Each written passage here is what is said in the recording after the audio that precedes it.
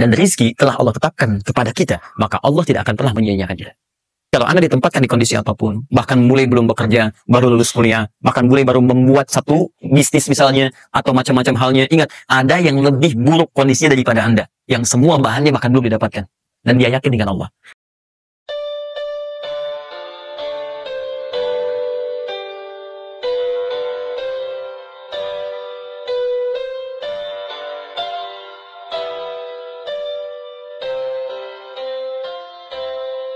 Yuk kita mulai. 1. Rizki lewat ikhtiar atau usaha. Saya boleh teman-teman sekalian buka ini ya? Ini udah? Udah. Ya. 1. Yang lewat usaha itu ikhtiar. Ya, buka Quran surah 39, Quran surah 53 ayat 39. An-Najm ayat 39. Wa an laysa lil insani illa ma sa'a. Wa an laysa lil insani illa ma sa'a. Wa an laysa lil insani, bahkan setiap manusia itu, awas, illa ma sa'a, akan mendapatkan rizki, akan mendapatkan hasil dari apa yang telah ia usahakan dengan sungguh-sungguh. Jadi kalau Anda ingin mendapatkan apapun, mau dapat pahala, dapat rizki, dapat ini, dapat itu, maka semua bergantung yang pertama pada tingkat kesungguhan usaha Anda. Usaha yang serius, yang sungguh-sungguh disebut dengan sa'a, yas'a, sa'yan. Sa'a, yas'a, sa'yan.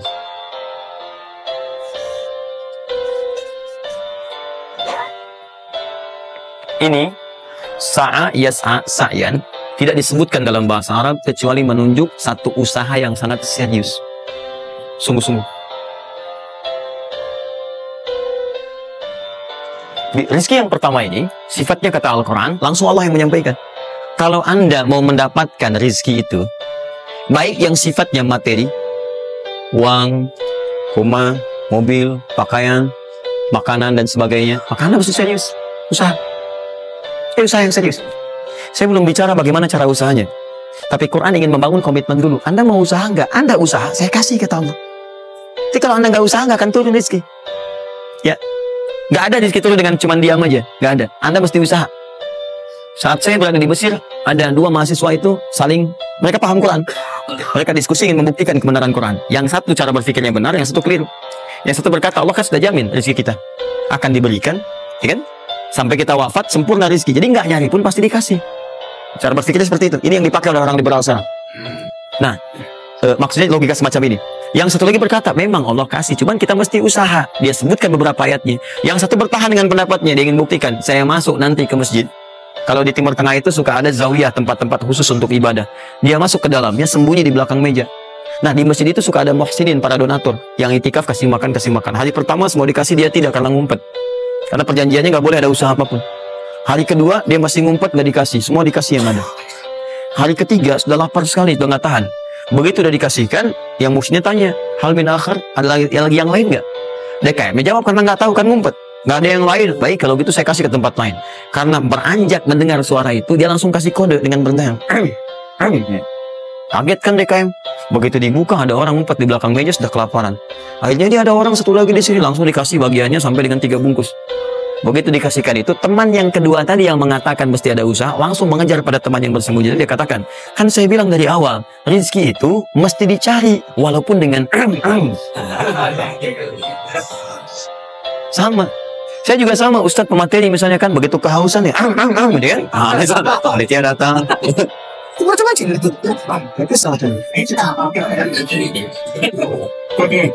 Itu contoh.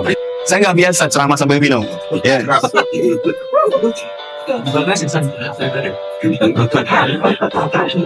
Jelas ya? Nah, jadi prinsip yang pertama, kita harus punya komitmen yang kuat dengan Allah. Kata Allah, kerja ya kerja. Kata Allah, usaha ya usaha, jangan diam. Di usaha itu sepanjang keluar yang disebut usaha dari dalam tubuh kita. Kaki melangkah, tangan bergerak, gitu kan? Kemudian mulut berbicara, bersuara, atau telunjuk menunjuk aja. Ada usaha, rezeki turun. Apa butuh pembuktian lagi? Tuh lihat di berapa belokan-belokan tuh. Cuman orang begini, prit, 1.000, makasih Pak. 2.000, makasih bos. Ya kan? 5.000, paman. Oh, jelas ya? Paham ya? Nah, ini yang pertama, usaha yang serius. Nah, ini langsung dicontohkan oleh Allah. Bahkan kalau Anda serius, Nah, perhatikan, ini jejaknya langsung ditemukan dan diabadikan dalam Al-Quran. Ada beberapa tahapan yang mesti kita tahu. 1, 2, 3. Perhatikan cara keseriusan yang digambarkan dalam Al-Quran. Teman-teman, kalau saya sebutkan sa'ah dalam Al-Quran, mungkin agak banyak kita mencarinya, butuh energi. Tapi kalau saya ilustrasikan begini, antum insya Allah akan lebih cepat menemukan. Kalau kita haji atau umrah, kemudian ada ritual setelah tawaf, namanya apa? Sa'i. Apa itu sa'i? Tuh, kan lari-lari kecil. Kalau lari-lari besar, maraton. Kan sudah saya tuliskan di atas. Sa'i itu kan dari sini tulisannya. Ya. Dari mana sa'i itu? Safa ke Marwah. Ya, buka Quran surah kedua ayat 158. Paling kiri di pertengahan. Innas safa wal marwata min sya'airillah. Faman hajjal bait aw i'tamara fala junaha alaihi an yatawafa bihima. Man tatawwa khairan innallaha syakirun alim. Lihat sini. Ibadah ini kenapa dinamakan dengan sa'i? Dan sementara orang sekarang agak kurang tepat menerjemahkan dengan lari-lari kecil. Dalam bahasa Arab lari kecil bukan sa'i. Dalam bahasa Arab lari-lari kecil itu bukan sa'i. Ingat baik-baik kalimat ini. Kenapa dinamakan dengan sa'i? Karena di tempat ini pernah ada satu sosok yang sangat bersungguh-sungguh untuk berusaha. Sangat serius. Untuk mendapatkan rezeki dari Allah Subhanahu wa Ta'ala. Sosok ini datang, diantarkan oleh suaminya. Kemudian ketika diantarkan, ternyata ini yang paling menarik. Ini yang saya berikan 3 panah ini. Diabadikan kisah ini di Quran surah ke-14, ayat ke-37. Pertama diantarkan. Ya, begitu tiba suami, istrinya dengan anak yang baru lahir, tiba-tiba langsung bermohon kepada Allah. Perhatikan, bukankah Allah pemilik rezeki? Masih ingat tadi teori di awal? Pusat rezeki ada di mana? Baik. Nah, ini teman-teman sekalian, kaidah yang pertama. Kalau antum ingin berikhtiar, berusaha, maka hal yang pertama dilakukan adalah mendekat dulu kepada pemiliknya. Mohon minta kemudahan, minta petunjuk, minta kenyamanan, minta keberkahan. Itulah sebabnya sebelum kita berangkat, kita sholat dulu. Sholat subuh, sholat fajar, menghadap, usahakan. Makanya Nabi setelah selesai sholat, selalu minta kepada Allah diberikan petunjuk mendapatkan rezeki. Ya, yang di Ibnu Majah nomor hadis 925 itu, Allahumma inni as'aluka ilman nafi'a wa rizqan thayyiba, wa amalan mutaqabbala. Minta. Kalau dalam bahasa kita, ya Allah berikan saya hal yang bermanfaat, ilmu bermanfaat dan rezeki terbaik di hari ini. Minta. Nah, begitu sampai beliau bermohon pada Allah, Rabbana ini askantu min dzurriyyati biwadin ghairi dzi zar'in inda baitikal muharram. Perhatikan ya. Ya Allah, saya bermohon kepadamu, Engkau yang merawat kami, memerhatikan kami, memberikan rezeki kepada kami. Sifat rububiyah yang disebutkan namanya Rabb. Begitu meminta kepada Allah, ya Allah sekarang saya diperintahkan olehmu sebagai tawadhu. Nabi Ibrahim mengatakan, saya menempatkan sebagian keturunan saya, istri saya, anak saya di satu tempat yang sangat gersang. Nak bayang nggak? Tempatnya gersang, gunung-gunungnya itu batu-batunya itu rapat luar biasa, kerasnya luar biasa, dan nggak ditemukan sumber air di situ. Artinya ini kondisi yang paling dalam lah, ya. Kondisi yang paling sulit didapatkan. Jadi selevel tumbuhan pun nggak ada. Ini saya mau katakan begini, lihat ya. Anda pergi ke satu tempat, Anda berusaha tuh masih ada. Google-nya ada, bangunannya ada, kendaraan ada, modal ada, tinggal kelihatan semuanya jadi aktif semua tuh. Tinggal kita olah aja. Ada orang yang pernah mendatangi tempat yang semuanya nggak ada bahan-bahannya. Bayang ya? Kosong.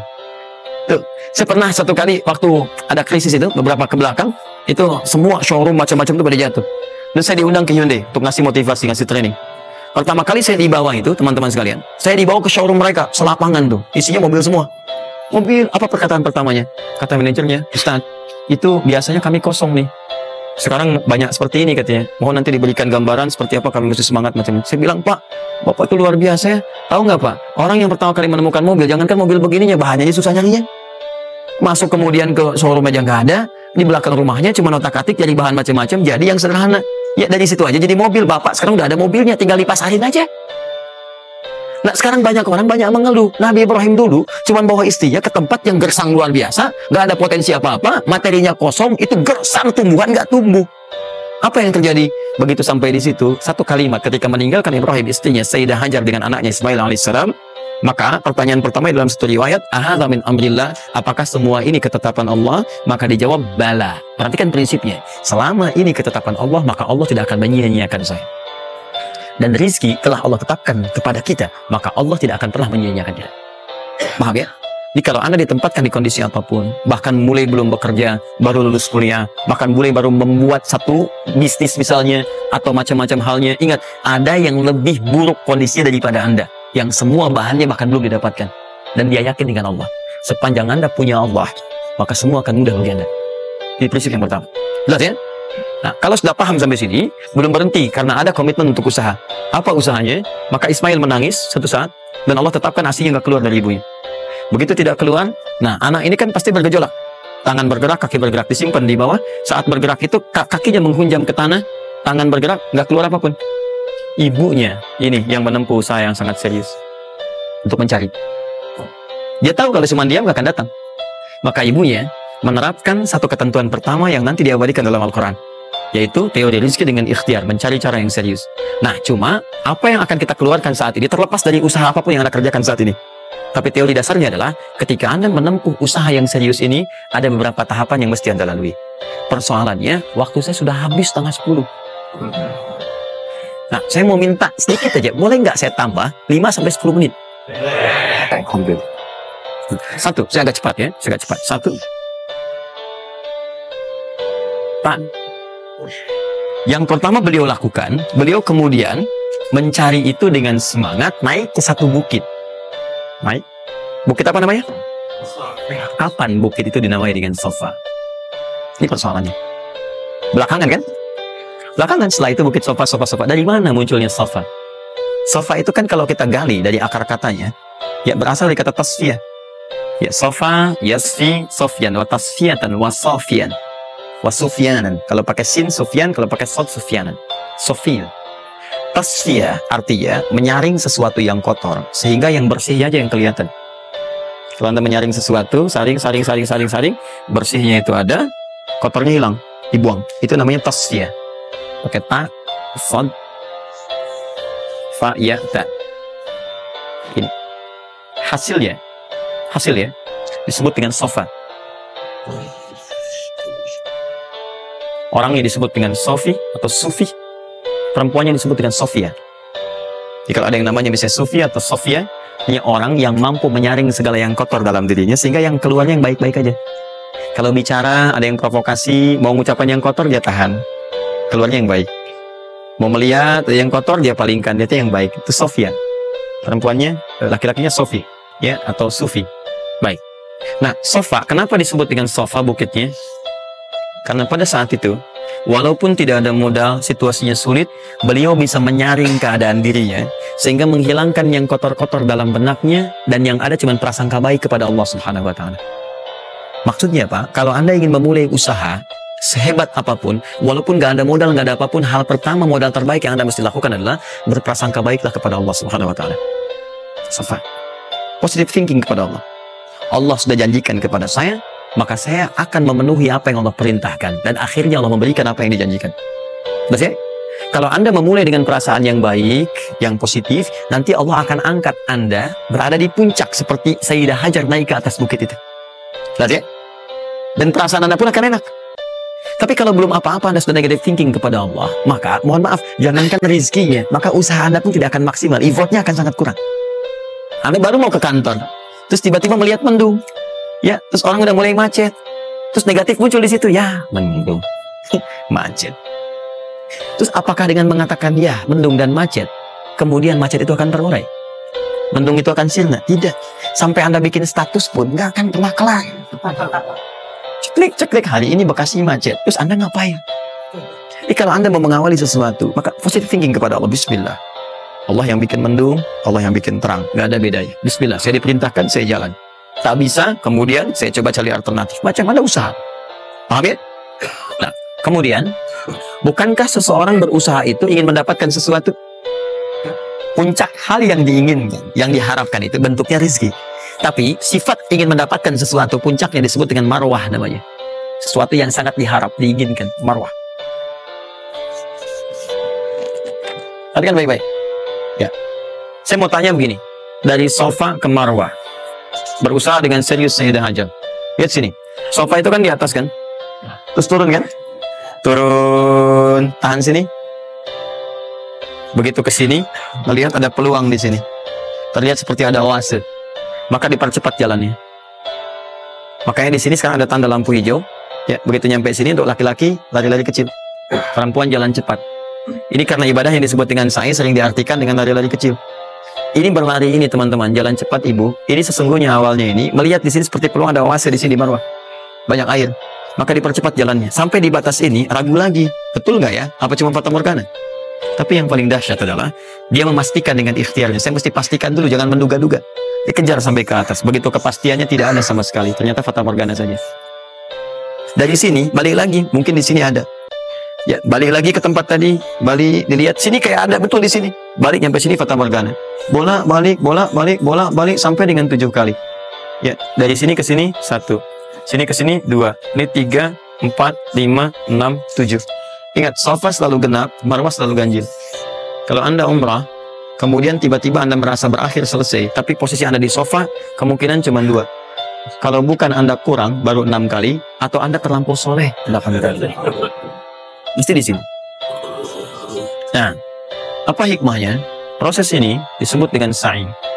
Perhatikan baik-baik. Tahan, tahan, fokus. Ketika Anda berusaha teman-teman, maka mulai dengan berpositif thinking kepada Allah.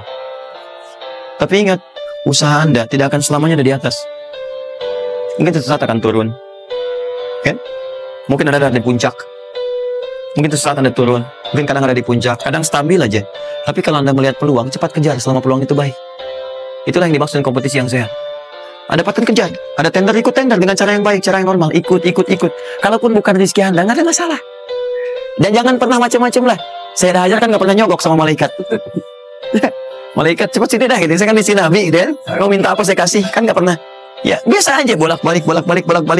Ya walaupun mungkin ketika Anda kejar, itu bukan bagian Anda. Mungkin cuma fata morgana, nggak ada masalah. Saya kasih rahasia besarnya. Sepanjang Anda betul-betul ikhtiar dilakukan karena Allah, maka perhatikan baik-baik. Kadang-kadang Allah seakan menunda apa yang menjadi hak Anda. Bukan ingin menunda dan membiarkan Anda tidak mendapatkan sesuatu, tapi ingin memberikan semua nikmat secara sempurna. Karena di atas itu ada nikmat pahala, ada nikmat doa, ada nikmat istighfar, ada nikmat usaha, dan nikmat hasil yang tiada terputus. Tidak terputus. Lihat sini. Kalau antum sehari berusaha, nggak dapat apa-apa. Memang, mohon maaf, hasilnya belum dapat diraih. Belum dilihat tuh. Tapi bukankah pada saat itu doa antum akan bertambah? Ya. Bukankah malamnya salatnya nambah? Tahajud. Bukankah di situ kadang-kadang kita istighfar, ya Allah. Teman-teman, bukankah istighfar menggugurkan dosa? Bukankah berdoa menambah harapan, mengakumulasikan sesuatu? Bukankah tahajud menambah pahala lagi? Kadang-kadang yang diinginkan oleh Allah pertama kali bukan dunia dulu. Ketika Allah mencintai seorang hamba, dia akan berikan pahala akhirat dulu. Karena dunia itu sifatnya sementara. Hei fulan, kamu kemana aja? Kemarin kamu jauh dari saya, baru sekarang kamu pikir dekat dengan saya. Saya nggak pengen kasih dunia dulu. Dunia itu kecil. Kalaupun di seekor sayap samuk sebelahnya, sebelah sayap nyamuk ada dunia itu ada nilai. Saya kasih buat kamu deh, nggak ada nilainya. Ya, karena itu saya ingin kamu akhirat sempurna dulu. Saya ampuni dulu dosa-dosa kamu yang kemarin. Begitu sudah diampuni, hari kedua istighfar lagi diampuni, saya kasih pahala yang banyak. Begitu pahala udah dapat, dosa udah diampuni, baru dunia diakumulasikan. Karena hukum dunia itu, kalau antum usaha akan terus diberikan. Jadi nggak ada yang nggak dikasih. Jadi kalau antum sehari bekerja ini, kelihatannya nggak dapat apa-apa. Bukan nggak dapat apa-apa, disimpan untuk diakumulasikan. Nanti dosa antum tuh udah hilang, amalan udah banyak, antum dapat banyak. Kadang-kadang nggak sadar kalau saat dapat banyak itu sebetulnya itu hasil usaha antum sebelumnya. Dia begitu. Ya, jadi nggak ada yang nggak dapat apa-apa. Semua akan dinilai. Sepanjang antum bergerak dikasih dan antum punya hidup juga. Sampai ke hari itu kan masih hidup. Bisa makan juga di hari itu. Bisa beraktivitas juga, sehat juga dan sebagainya. Belum dapat apa. Makanya kata Nabi yang hari itu ada makanan, dia orang kaya sebetulnya. Kalau besok masih ada lagi, kaya banget. Antum sampai sebulan masih ada cadangan. Ini kenapa kita mesti berkeluh kesah? Dan belum tentu hidup juga sampai besok. Yang tuh mau ngumpulin apa? Nah, maka prinsip yang terbaik adalah ketika antum berikhtiar, ikhtiar usaha yang maksimal. Tapi jangan khawatir kalau antum kerja sehari nggak dapat, 2 hari belum ada usaha. Jangan khawatir teman-teman sekalian. Rumus yang mengatakan semua ketika badan bergerak maka rezeki dituliskan untuk keluar. Tapi kadang-kadang ada yang Allah inginkan lebih besar dari apa yang Anda harapkan. Apa yang Allah harapkan ikutkan ke situ maka Anda akan mendapatkan akumulasi bagiannya. Itu yang dilakukan oleh Sayyidah Hajar. Begitu beliau kemudian naik ke Marwah, nggak dapat. Naik ke Safa, nggak dapat. Apa pernah tertuliskan dalam riwayat sedikit aja Sayyidah Hajar mengeluh? tunjukkan kepada saya kitab mana yang pernah menunjukkan riwayat ketika bolak-balik itu, kemudian Sayyidah Hajar berkata, ya Allah, saya kan istri Nabi, saya kesini memenuhi perintahmu, ya Allah, ini udah capek, kenapa belum turun juga? Pernah nggak? Kedua, ketiga, keempat, kelima, sampai ke yang ketujuh. Begitu sampai di Marwah, baru kemudian diakumulasikanlah itu. Apa yang terjadi? Ibunya yang usaha bolak-balik, bolak-balik. Akhirnya keluar dari mana? Anaknya, kakinya kemudian menghentak lagi. Tiba-tiba keluar air dari situ. Pertanyaan saya, ibu yang lebih tahu di belakang. Kan kalau anak itu sedang haus, pasti tangan kakinya bergerak kan? Kenapa saat pertama disimpan bergerak, airnya keluar? Sudah 7 kali bolak-balik, baru air keluar. Silakan lihat riwayatnya. Pada hentakan itu, ketika 7 kali ibunya bolak-balik, malaikat mengepakkan sayapnya. Itu yang menghantam air dan keluar air. Malaikat yang ditugaskan Allah memberikan rezeki namanya Mikail. Itu ada di Quran surah kedua ayat ke-98. Ya, man kana aduwwan lillahi wa malaikati wa rusulihi wa jibril wa mikail. Mikail. Di antara tugas Mikail oleh Allah ditugaskan untuk memberikan rezeki. Yang paling menarik, perhatikan baik-baik. Begitu airnya keluar, ibunya sedang di Marwah, sedang berdoa nih. Makanya kalau sa'i di sofa ngadep ke kiblat berdoa dulu, ke Marwah ngadep ke kiblat berdoa dulu. Begitu sedang berdoa, nyampe ke Marwah yang ke-7, anaknya lebih kencang menangisnya. Ibunya mendengar suara nggak biasa, dikejar ke sini. Begitu kejar ada air. Apa kata ibunya? Lihat kalimatnya. Zam, zam, zam, zam. Ibunya tidak mengatakan ijma, tapi zam, zam, zam, zam. Zam itu artinya kumpul jangan berhenti, kumpul jangan berhenti, kumpul jangan berhenti. Sampai sekarang air itu tidak pernah berhenti. Perhatikan bagaimana akumulasi pekerjaan seorang ibu yang sangat serius menghasilkan rezeki bukan hanya untuk dirinya, untuk anaknya, cucunya, cicitnya, dan berganti generasi sampai kita sekarang. Kita aja ke zaman Nabi Muhammad, itu teman-teman sudah lewat 15 abad. Nabi Muhammad ke Nabi Ismail 29 generasi. Satu generasi bisa ribuan tahun. Nabi Muhammad ke Nabi Musa 2000 tahun, ke Nabi Isa 600 tahun. Sekarang ke Nabi Ismail 29 generasi. Muhammad bin Abdullah bin Abdul Muttalib bin Hashim bin Abdul Manaf bin Qusay bin Murrah bin Kilab bin Ka'ab bin Ghalib bin Fihir bin Malik bin Nadar bin Kinana bin Khuzaimah bin Mudrika bin Ilyas bin Salam bin Nizar bin Mudar bin Ma'ad bin Adnan bin Adi bin Adli, ya, bin Muqawwam bin Nahur bin Tari bin Yarub bin Yasub bin Nabit bin Ismail alaihissalam. 29 generasi. Yang bisa mengulang 29 ini saya bebaskan passwordnya untuk menghafal Quran di pekan depan. Silakan. Boleh, silakan. Tapi kalau salah satu tambah 1 ayat. Bas? Terakumulasi. Maka boleh jadi kita berusaha bekerja, sehari belum dapat, 2 hari dagang belum dapat, tenang. Begitu antum 3 hari, tiba-tiba dagangan diborong habis. Itu sebetulnya usaha antum yang sebelumnya. Tapi antum dapat bonus ampunan dosa, pahala, macam-macam. Maka jangan mengeluh. Dan jangan pernah antum sekali-kali, awas ya, awas, mengeluarkan kata-kata yang seakan-akan Allah menghentikan rezeki antum. Maka disitulah kesulitan paling sulit akan antum awali. Ya Allah, apa engkau nggak sayang dengan saya? Saya perlu usaha apa lagi? Kenapa belum diberikan juga? Dan sebagainya. Itu kadang-kadang membuat seseorang kalau sudah kehilangan arah seperti itu sampai meninggalkan agamanya, itu yang paling fatal. Paham ya?